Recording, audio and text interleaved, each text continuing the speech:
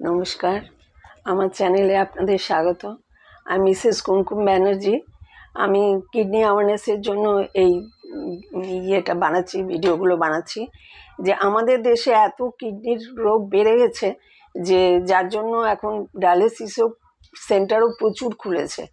তো এই যে আমাদের সময় তো আমরা এত জানতাম না। আমার যখন হয় 2018-তে প্রথম ধরা পড়ে, আমি ক্রিয়েটিন যে কী জিনিস ওগুলো অত নেটে সার্চ করে বের করা কি কিছু জানতাম না। কিন্তু এখন ধীরে ধীরে তো অনেক সায়েন্স উন্নতি হয়েছে, অনেক জানা যাচ্ছে। তো আমার স্পেশালি দেখুন, এটা কিডনিটা খারাপ হয় হাই বিপি থেকে, সুগার থেকে, তাছাড়া অনেক সময় ওষুধের সাইড এফেক্ট থেকেও হয়, অনেকে জন্মগত হয়।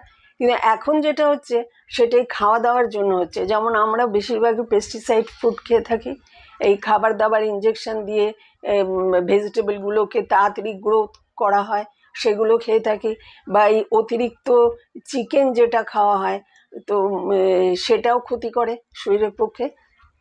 যতটা সম্ভব ফ্রেশ খাওয়ার চেষ্টা করবেন।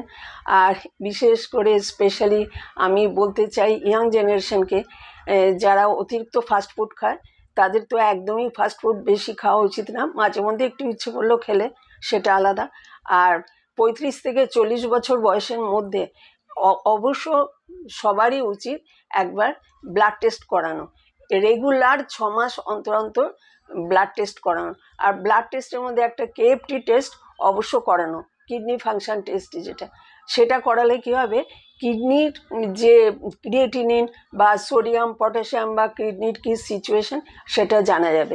ওটা নেগলেক্ট করা একদম উচিত না। কেএফটি টেস্ট অবশ্য করানো উচিত।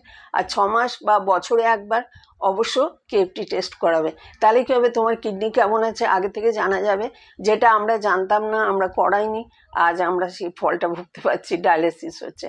সেই জন্য আমার একান্ত অনুরোধ ইয়াং জেনারেশনকে যে অবশ্য কিডনির যত্ন নেবে, যাতে ভবিষ্যতে আমাদের মতন ডায়ালিসিস আসতে না হয়। সুস্থ থাকো, ভালো থাকুন সবাই। আজ এই পর্যন্ত রাখছি। আমার চ্যানেল দেখার জন্য ধন্যবাদ।